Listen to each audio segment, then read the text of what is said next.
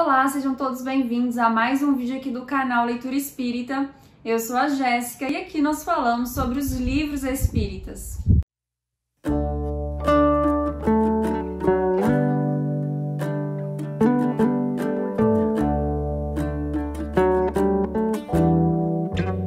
No vídeo de hoje eu vou trazer para vocês a resenha desse livro aqui maravilhoso, que é o livro Ave Cristo, pelo médium Francisco Cândido Xavier, do Espírito Emmanuel, da editora FEB. Mas antes da gente entrar na resenha desse livro lindo, deixa aqui seu like, assim você ajuda a espalhar os livros espíritas pelo YouTube.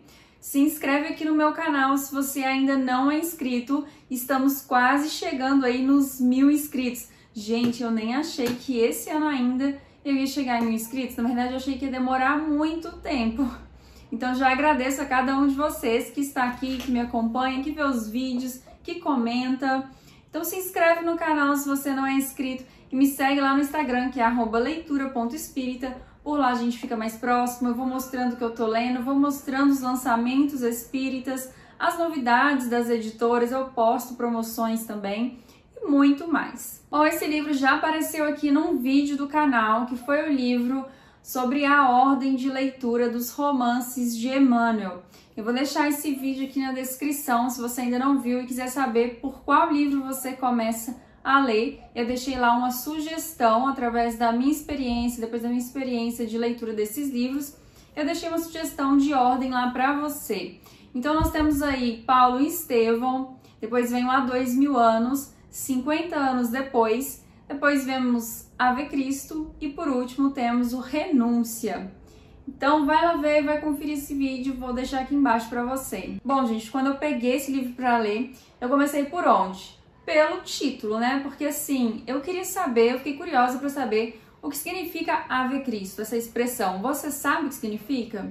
Bom, eu fui pesquisar e vi que Ave Cristo era uma expressão que era muito usada pelos romanos. A palavra ave significava alegria, felicidade, era usada para cumprimentar alguém, né, significando oi, olá. No Império Romano, os gladiadores, antes de entrar na arena, eles falavam Ave César, os que vão morrer te saúdam.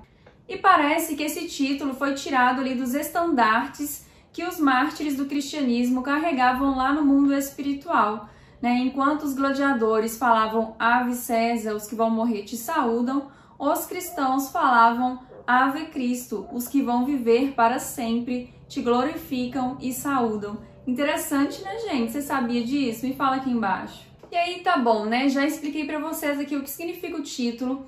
Aí a gente começa a ler esse livro e a gente começa por onde? Pelo prefácio, né, gente? Não pulem o prefácio, porque a informação e o conteúdo que Emmanuel traz nos prefácios de suas obras são muito importantes, traz muita informação já ali no prefácio, te preparando para essa leitura. Bom, e o que eu senti lendo o prefácio aqui dessa obra de Ave Cristo foi Emmanuel nos chamando para a ação, né? Ele fala assim que a todo momento há um chamado, a todo momento há uma oportunidade. Então Emmanuel nos chama para a ação. Ele fala assim que Jesus não quer saber das nossas guerrilhas de palavras, de opiniões, né, do nosso fanatismo que separa, do nosso exibicionismo. Ele não quer saber disso. Ele fala assim: o excelso benfeitor acima de tudo espera de nossa vida o coração, o caráter, a conduta, a atitude, o exemplo e o serviço pessoal incessante.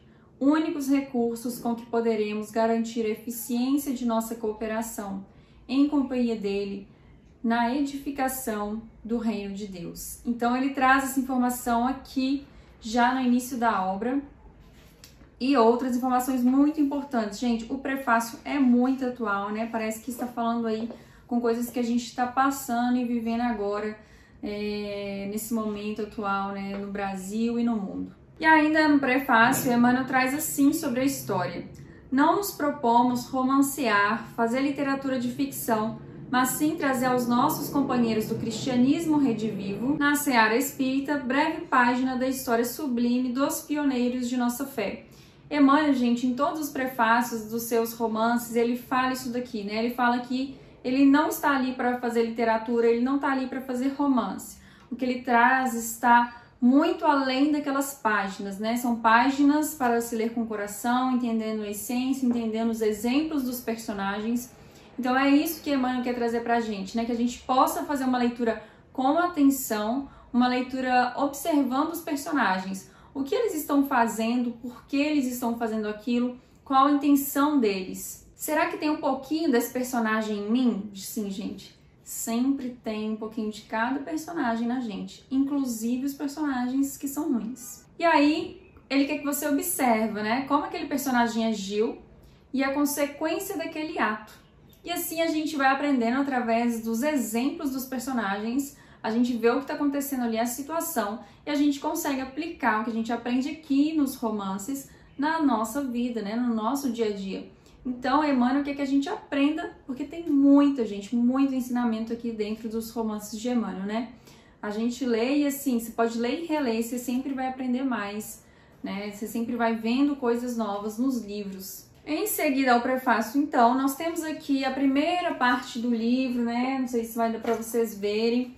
O livro é dividido, então, em duas partes, como as outras obras, né, dessa coleção. Então, a gente tem a primeira parte, a segunda parte, as duas com 7 capítulos. Então a gente começa aí na primeira parte, no primeiro capítulo, que se chama Preparando Caminhos. Esse capítulo acontece lá no mundo espiritual e nós vamos conhecer o personagem principal nesse início do livro, que é o personagem Quinto Varro. Quinto Varro já era um espírito que tinha uma certa evolução, ele não precisaria reencarnar novamente na Terra, mas ele faz um pedido a Cláudio. Cláudio já era um espírito de esfera superior que estava ali fazendo uma palestra com eles. E aí ele pede para Cláudio para reencarnar. E Cláudio fala assim: você tem certeza que você quer reencarnar? Você não precisa mais fazer isso, não precisa passar por tudo aquilo de novo. E aí ele fala que tinha certeza, porque ele queria resgatar o seu filho chamado Tassiano. E aí Cláudio fala: olha, eu vi Tassiano esses dias. Ele não parece estar inclinado a qualquer serviço do Evangelho. Você quer esse mesmo? Porque eu acho que a sua ida lá pode não ser, pode não trazer o que você espera, né? E aí ele fala, né, Quinto Varro, não, eu quero ir resgatar meu filho, né? E aí eu até sublinhei uma fala aqui do Cláudio, ele fala assim: ninguém salvará um náufrago sem expor-se ao chicote das ondas, né? O que significa isso aí? Para ajudar Tassiano, ele continua: mergulhar-te-ás nos perigos em que ele se encontra. Então, para tirar Tassiano daquela condição que ele estava, Quinto Varro teria que entrar naquela condição também para puxar o Tassiano de lá. E será que Quinto Varro estaria naquelas condições, né? E aí ele falou que vai sim, Cláudio falou tudo bem, né? Vamos preparar então a sua encarnação, você terá ajuda, nós estaremos ao seu lado. Tassiano, né, esse início do livro também está lá no mundo espiritual, né, só que diferente de Quinto Varro está em esferas mais superiores, Tassiano está lá no umbral, né, fazendo bagunça ali, porque Tassiano, ele cultuava lá, né, as divindades olímpicas, ele tinha raiva dos cristãos, né, então ele estava ali no umbral fazendo ali uma bagunça e tem um momento aqui nesse início do livro que Quinto Varro vai lá ver ele e a gente vê a condição de Tassiano. Então, ok, vamos para aí o capítulo 2. No capítulo 2, Quinto Varro já está encarnado, ele está ali no ano de 217, né? Ele é jovem, patrício romano. E aqui a gente também fica conhecendo um pouquinho do contexto histórico da época, né? Ainda havia muitas perseguições aos cristãos, eles ainda estavam morrendo na arena, né? Ainda tinha aquela coisa horrorosa acontecendo com eles. E aí o resto aqui do que estava acontecendo não é muita novidade não, né, gente? Corrupção, uma briga pelo poder, a atmosfera estava pesada ali de tantas inquietações e crimes. Então, assim, era nessa condição aí de mundo que Quinto Varro, então, estava ali reencarnado. E aí a gente conhece a família dele, né? Ele se casou com Cíntia, eles tinham um filho que era Tassiano. A gente também conhece nesse início do livro a diferença desses personagens, da diferença de Quinto Varro com a sua esposa Cíntia. Quinto Varro, ele tinha adotado o cristianismo e a Cíntia, ela tinha horror àquilo, né? Quinto Varro, ele estava ligado mais às coisas espirituais, enquanto Cíntia estava mais ligada às coisas materiais.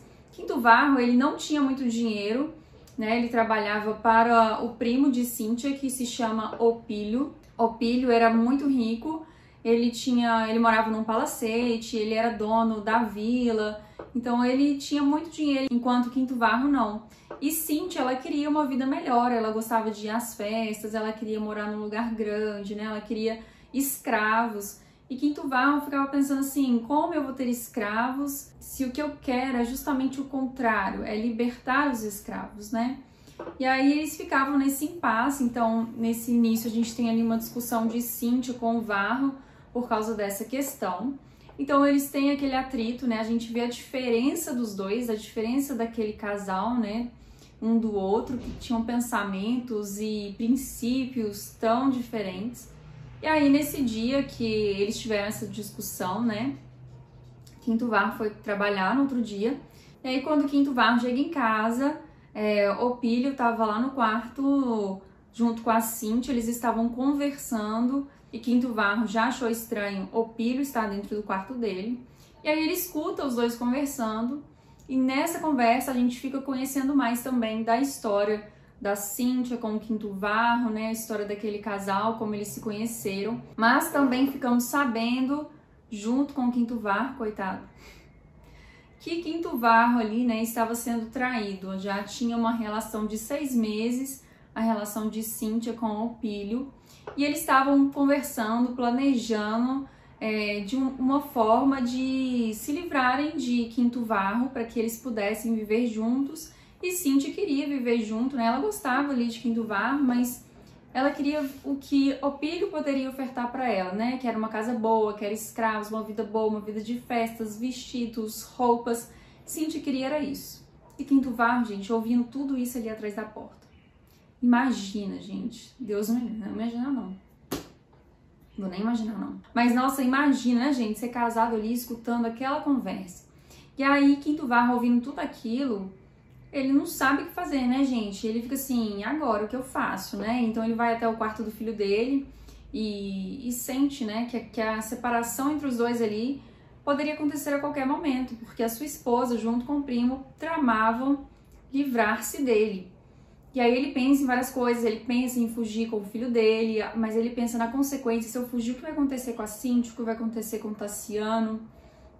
E aí nessa hora, ele lembra de Jesus e pensa em Jesus. E aí, gente, quando eu tava lendo essa parte, né, e eu lembrei do início da história, lá do capítulo 1, que fala assim, que Quinto Varro já era um espírito evoluído, que não precisaria encarnar na Terra. E aí você pensa assim, nossa, eu achei que pelo menos a espiritualidade ia dar uma esposa para Quinto Varro que já fosse cristã. Pronto, a missão dos dois com o Tassiano já tava ali feita, né, já tava pronta. Mas não, você achou isso aí, gente? Você achou que por Quinto Varro ter ser um espírito evoluído ia ser mais fácil para ele? Eu achei. Errou!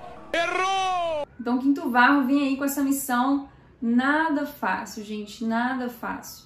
E aí o que vocês acham que Quinto Varro vai fazer depois de escutar aí que a esposa dele com o primo dele estavam tramando dar um sumiço nele? Eu não vou contar, né, gente, porque o legal é você contar tendo todas essas surpresas, né? Eu não posso contar muito, não posso dar spoiler, porque esses romances de Chico Xavier são assim, né? Eles têm uma reviravolta atrás da outra e você não pode falar muito, porque é como uma novela mexicana, né, gente? Você não pode saber o que vai acontecer, não pode tomar o spoiler. Então, nessa primeira parte do livro, acontece uma reviravolta aí na vida de Quinto Varro. Em determinado momento da história também, ele toma a identidade de outra pessoa, né? Ele deixa o seu nome antigo e vira o irmão Corvino. Bom, na segunda parte do livro, nós temos como personagem central Tassiano. Já estamos aí no ano de 250, nessa segunda parte do livro. Na primeira parte, estávamos no ano de 217. Na segunda parte, 250. Então, se passaram 33 anos, Tassiano acabou crescendo longe de Quinto Varro. E então ele acabou adotando as crenças da mãe, né? Que eram nas divindades olímpicas, nos deuses e deusas. E ele tinha uma raiva dos cristãos, ele odiava o cristianismo. E a gente vai ver um episódio forte, né, e triste nesse livro por causa desse ódio de Tassiano aos cristãos. Então, Tassiano tá ali na segunda parte do livro, já com sua vida. E assim, Tassiano vai passar por muitas coisas, gente, muitas coisas dolorosas, né, que vão mudar Tassiano completamente. A gente vai ver Tassiano lá, mais ou menos no início ali do livro, até o final, completamente diferente, né? A gente vai acompanhar essa mudança e essa transformação desse personagem. E assim, gente, não dá pra eu contar mais da história, porque eu acho que talvez eu contei até muito já, algumas informações aí que eu dei. Não dá pra eu contar muito mais, porque senão eu vou acabar contando surpresas que é melhor você ler sem saber, porque vai ser muito mais legal a sua experiência com a história, com o livro. Mas será que Quinto Varro vai conseguir aí fazer a sua missão, vai conseguir resgatar Tassiano? Será que Tassiano vai conseguir compreender a mensagem de Jesus? Né? Eu vou contar só até aqui. E assim, os romances de Emmanuel, ele conta as suas reencarnações, né? Emmanuel não é o personagem principal aqui nesse livro. Nesse livro ele vem como um personagem chamado Basílio. Basílio, ele era um filósofo, afinador de instrumentos, ele tinha sua filha Lívia, e juntos Basílio e Lívia vão ter um papel fundamental na vida de Tassiano, na sua transformação e na sua caminhada. É um livro assim, gente, maravilhoso, história épica, né? Tinha que virar filme também. Traz lições profundas que nos tocam, que conversa com a gente. Bom, me conta aqui embaixo se você já leu esse livro ou se você ainda não leu, se você já leu algum romance de Emmanuel, se você gostou. O vídeo de hoje vai ficando por aqui e eu espero que você tenha gostado do vídeo e nos vemos no próximo. Até mais!